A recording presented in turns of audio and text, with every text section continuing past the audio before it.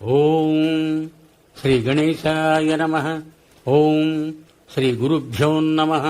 ఓం శ్రీ మహాగాయత్రీమాత్రే నమః. శ్రీ మహాగాయత్రీమాత యూట్యూబ్ ఛానల్కు శ్రోతలందరికీ సాదర స్వాగతం. ఆహ్వానించువారు కాశీవజ్ర సుబ్రహ్మణ్య శర్మ, నిడదవోలు. హిరణ్యాక్ష, హిరణ్యకశ్యపులు. స్వయంభూ మనువు శతరూపులకు ప్రియవ్రతుడు, ఉత్తానపాదుడు అనే ఇద్దరు పుత్రులు, ఆకూతి, దేవహూతి, ప్రసూతి అనే ముగ్గురు పుత్రికలు కలిగారు. ఆకూతిని రుచి ప్రజాపతికి, దేవహూతిని కర్దమ ప్రజాపతికి, ప్రసూతిని దక్ష ప్రజాపతికి ఇచ్చి వివాహం చేశారు. దక్ష ప్రజాపతి కుమార్తెలలో దితి ఒకతే. ఈమె కశ్యప ఋషి యొక్క 13 భార్యలలో ఒకతే. ఒకనాడు కశ్యపుడు సాయం సంధ్యాగ్ని కర్మలను ముగించుకొని ధ్యానమగ్నుడై ఉన్నప్పుడు దితి అతనిని సమీపించి కామాతురయ్యి సంతానకాంక్షతో తక్షణమే సంభోగ సుఖాన్ని కోరింది. అది అసుర సంధ్య అని, ఆ వేళప్పుడు భూతగణాలతో త్రినేత్రుడు సంచరించే వేళ కనుక ఒక్క ముహూర్తకాలం ఆగమని ఎంత నచ్చజెప్పినా వినకుండా భర్తను నిర్బంధించి తన కోరికను తీర్చుకున్నది. తర్వాత తన తొందరపాటుకు తానే సిగ్గుపడి చింతిస్తున్న దితితో కశ్యపుడిలాగా చెప్పాడు. సుందరి, నీవు చేసిన ఈ విపరీతపు పని వలన నీ గర్భంలో 2 ఘోర రాక్షసులు పుట్టి లోకకంటకులై శ్రీహరి చేత చంపబడతారు. కానీ నీ మనుమడు మాత్రం పరమ భాగవతుడై దిగంతములలో శాశ్వత కీర్తిని పొందుతాడు. ఇది విని దితి ఖిన్నురాలైంది. అయినా తన పుత్రుడు శ్రీహరి చేత చంపబడతారని, మనుమడు పరమ భాగవతుడు అవుతాడని ఊరట చెంది సంతసించింది. తనకు పుట్టబోయే పుత్రుల వలన దేవతలకు బాధలు కలుగుతాయని భయపడిన దితి తన గర్భంలో పెరుగుతున్న కశ్యప బీజాన్ని 100 సంవత్సరాలు మరుగుపరిచి ఉంచింది. ఆమె గర్భం నుండి ఒక దివ్య తేజస్సు కనపడుతూ ఉండేది. దాని కాంతి వలన సూర్యచంద్రులు కూడా తేజోహీనులుగా కనిపించేవారు. ముల్లోకాలు తల్లడిల్లినవి. ఏమి ఉపద్రవం జరుగుతుందోనని అందరూ భయపడేవారు. ఆ ఉపద్రవం నుండి కాపాడమని దేవతలందరూ బ్రహ్మను ప్రార్థించారు. అప్పుడు బ్రహ్మవారితో ఇలాగ చెప్పాడు. కొద్ది కాలం క్రితం నా పుత్రులైన సనక సనందాదులు శ్రీ మహావిష్ణువును సందర్శించాలని తమ యోగశక్తిచే వైకుంఠధామాన్ని ప్రవేశించి 6 మహాద్వారాలను దాటి 7వ ద్వారం వద్ద 2 ద్వారపాలకులను చూచారు.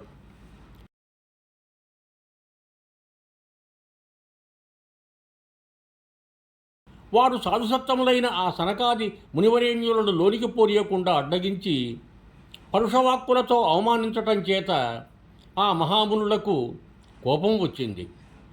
ద్వారం వద్ద జరుగుతున్న కలకలాన్ని దేవలోక వాసులంతా వచ్చి చూస్తున్నారు. కుమారమునుడు ఈ విధంగా తలపోశారు. ఈ వైకుంఠపురంలో అందరూ సమానులే, విష్ణు సములే. ఉచ్చ నీచ భేదభావాలు ఉండరాదు, రాగద్వేషాలుండవు. మరి ఈ ద్వారపాలకులు ఎందుకిలాగ ప్రవర్తించారు? మేము వైకుంఠం దర్శించటానికి అనర్హులం కాము కదా. వీరు వైకుంఠంలో ఉండతగని విధంగా ప్రవర్తించారు కనుక ఇక్కడ వీరు ఉండ అర్హులు కారు అని భావించి మీ యొక్క ధూర్తవర్తనం చేత కామ క్రోధ లోభ గుణాలు తాండవించే లోకంలో జన్మించెదరుగాక అని ఆ జయ విజయులనబడే విష్ణు ద్వారపాలకులను శపించారు. జయ విజయుడు తమ తప్పిదాన్ని తెలుసుకొని పశ్చాత్తాప్తులై తమకు ఆ శాపం తగి ఉన్నదని స్వీకరించి 5 ఏళ్ల బాలుర వలె కనిపిస్తున్న ఆ మహామునుల పాదాలపై పడి క్షమించమని వేడుకొన్నారు. తాము ఏ జన్మలోనున్నా శ్రీహరిస్మరణకు మాత్రం దూరం కారాదని కోరుకున్నారు. ద్వారం వద్ద జరుగుతున్న కలకలం గురించి తెలుసుకొని నారాయణుడే స్వయంగా లక్ష్మీ సమేతుడై అక్కడికి విచ్చేశాడు. ఆ దివ్య సుందర రూపాన్ని చూచి మురిపుంగవుల మేనులు పులకించగా వారు స్వామిని అనేక విధాల స్తుతించి తమ జీవితాలు ధన్యమైనట్లు గ్రహించిన వారై బ్రహ్మానంద భరితులయ్యారు. తాము తొందరపడి ద్వారపాలకులను శపించిన వైనం విన్నవించుకొన్నారు. శ్రీహరి సంతసించి సద్బ్రాహ్మణులను అవమానించినందుకు వారిద్దరికీ తగిన శిక్షయే లభించిందన్నాడు. సేవకులు చేసిన తప్పిదము యజమానిది అవుతుంది కనుక తాను కూడా నిందార్హుడనే అని పలికి శ్రీ మహావిష్ణువు మన్నితుడని విప్రులను కోరాడు. విజయులతో ఇలాగన్నాడు: మీరు అసురులై పుట్టి నా యందు వైరభావమును పెంచుకొని సదా నన్నే స్మరిస్తూ 3 జన్మల అనంతరం మళ్ళీ నా వద్దకు చేరగలరు. లోగడ మీరు లక్ష్మీదేవిని నా మందిరంలో ప్రవేశించకుండా అడ్డు తగిలినందుకు ఆమె వలన మీరు ఈ శాపాన్ని పొందారు. ఇప్పుడు ఈ ముళ్ళ వాక్యంచే ఆ శాపం ఫలిస్తుంది అని చెప్పి శ్రీ మహావిష్ణువు నిష్క్రమించాడు. విజయులు వైకుంఠం నుండి పడిపోయి దితిగర్భంలో ప్రవేశించారు. వారితో వచ్చిన వైష్ణవ తేజమే దితిగర్భం నుండి ప్రకాశిస్తున్నది. ఇది అంతా ఆ శ్రీహరి యొక్క లీలావిలాసమే. ఎవ్వరికీ అర్థం కాదు. ఆ పరమేశ్వరుడే అందరినీ రక్షిస్తాడు. మీరంతా నిశ్చితంగా మరలి వెళ్ళండి అని బ్రహ్మదేవుడు దేవతలను పంపివేశాడు. దితి రాబోయే అనర్థాలను గురించి చింతిస్తూ ఖిన్నురాలైంది. తన పుత్రులు లోకకంటకులవుతారనే భయంతో 100 సంవత్సరాలు గర్భిణిగా గడిపి చివరకు 2 మగబిడ్డల్ని కన్నది. ఆ సమయంలో భూమి కంపించింది. పర్వతాలు అదిరినాయి. సముద్రాలు అల్లకల్లోలమైనాయి. పెనుగాలులు వీచాయి. నెత్తుటి వర్షాలు కురిశాయి. అనేకమైన ఉత్పాతాలు సంభవించాయి. కశ్యప మహర్షి వారికి హిరణ్యాక్ష, హిరణ్యకశ్యపులని పేర్లు పెట్టారు. ఇద్దరూ సాటిలేని తేజస్సుతో పెరిగి బలపరాక్రమవంతులై తపస్సులు చేసి బ్రహ్మ వలన వరాలను పొందిన వారై దండయాత్రలు ప్రారంభించారు.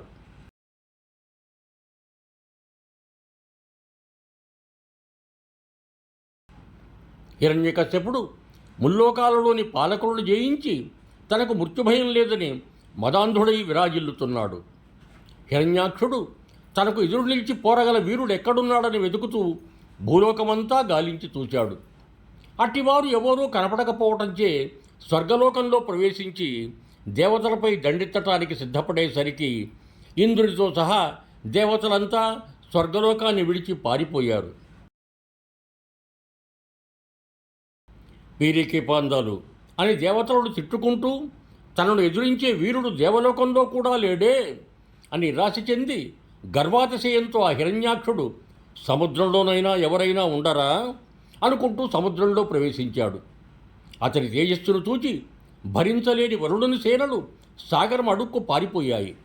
హిరణ్యాక్షుడు వరుణుని రాజధాని అయిన విభావరి నగరానికి వెళ్ళి కొలువు తీరి ఉన్న పాతాళలోకపురాజైన వరుణుని కించపరిచే స్వరంతో ఇలా అన్నాడు: ఓయి వరుణుడా, నీవు ప్రపంచంలో ఒక గొప్ప బలశాలివట కదా, వీరాధివీరుడివట.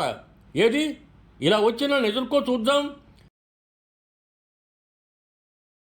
నీ బండారం బయటపెట్టి నిన్ను నీళ్లపాలు చేస్తాను, ఇటురా అని సవాలు చేశాడు.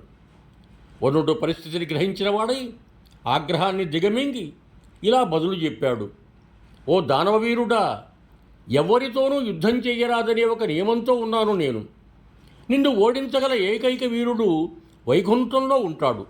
అక్కడికి వెళ్ళి నీ బలాబలాలు తేల్చుకో. వైకుంఠవాసుడైన విష్ణువు నీలాంటి ఎందరో రాక్షసుల్ని హతమార్చినాడు. నీవు కూడా వాళ్లతో చేరాలని ఉవ్విళ్ళూరుతున్నట్లున్నావు.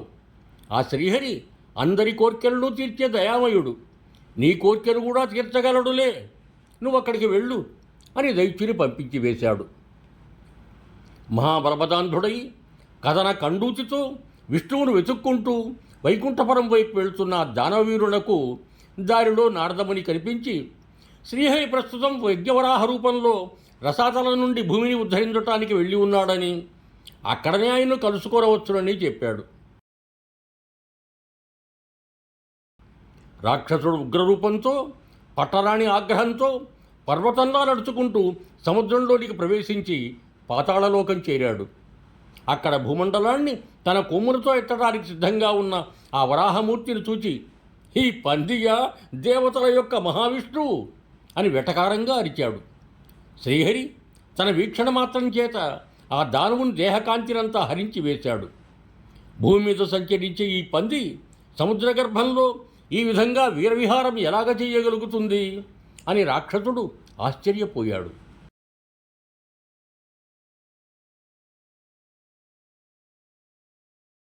రాక్షసులకు చెందిన రసాతల నుండి భూమండలాన్ని దొంగిలించడానికి ప్రయత్నించే ఈ వరాహాన్ని అంతం చెయ్యాలని గదాధారి అయి ముందుకొస్తున్న రాక్షసును చూచి ఆ యజ్ఞవరాహమూర్తి భూమండలాన్ని తన కొమ్ములతో ఎత్తుకొని సముద్రపు ఉపరితలం వైపు జోరుగా వెళ్ళిపోతున్నాడు. హిరణ్యాక్షుడతని వెంబడిస్తూ, ఓయి వరాహమా, నిన్ను ఎన్ని విధాలా తిట్టినా నీకు సిగ్గు లేదు, రోషం రాదు. మాయోపాయంతో భూమిని మా లోకం నుండి ఎత్తుకొని పోతున్నావు. పిరికి పంద, శక్తి ఉంటే నాతో యుద్ధం చేయి, ఇలాగ పారిపోకు అని అరుస్తున్నా వినిపించుకోనకుండా వెళ్ళిపోయి శ్రీహరి భూమిని సముద్రంపై నిలిపి తన శక్తిని భూమిలో ప్రవేశపెట్టాడు. ఉద్ధరింపబడిన భూదేవిని చూచి దేవతలు ఆనందంతో పుష్పవృష్టి కురిపించారు. మహాక్రోధంతో ముందుకు వస్తున్న రాక్షసుని శ్రీహరి వరాహరూపంతోనే ఎదుర్కొన్నాడు. ఇద్దరి మధ్య ఘోరమైన గదాయుద్ధం జరిగింది. బ్రహ్మాది దేవతలు ఈ భీకర సమరాన్ని చూస్తున్నారు. బ్రహ్మ శ్రీహరిని స్తుతించి దుక్షరాక్షసుని చంపటంలో ఏమాత్రం జాగు చేయవద్దని ప్రార్థించాడు. సూర్యాస్తమయమైతే అసురుని శక్తి పెరిగిపోతుందని జ్ఞాపకం చేశాడు. బ్రహ్మ సలహాను చిరునవ్వుతో స్వీకరించి శ్రీహరి తన గదాయుద్ధాన్ని తీవ్రతరం చేశాడు. ఒక్కసారి వరాహం చేతి నుండి గద జారిపోతే దానవుడు పోరాటాన్ని నిలిపాడు. రాక్షసుని శౌర్యధౌర్యాలను రణనీతిని శ్రీహరి సంతసించాడు.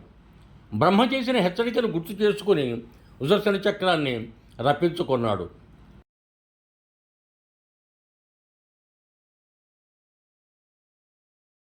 చక్రాన్ని చూచి రాక్షసుడు చకితుడై చలించకుండా పోరాడాడు.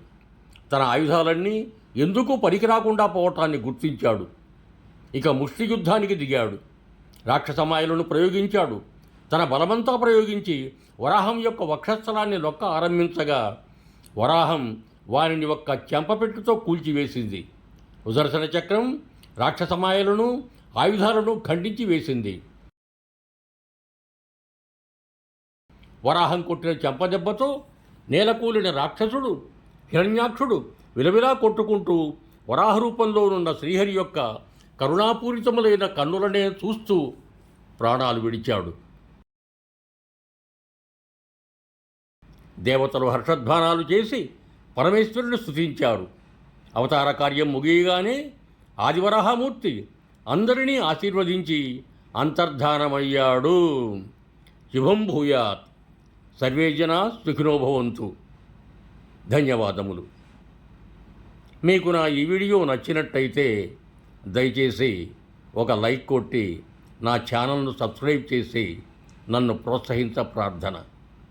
మీ బంధుమిత్రులకు నా ఈ వీడియోలను షేర్ చేయండి. మరొక్క మారు ధన్యవాదములతో భవదీయుడు కాశీవజ్ర సుబ్రహ్మణ్య శర్మ, నిడదవోలు, తూర్పుగోదావరి జిల్లా.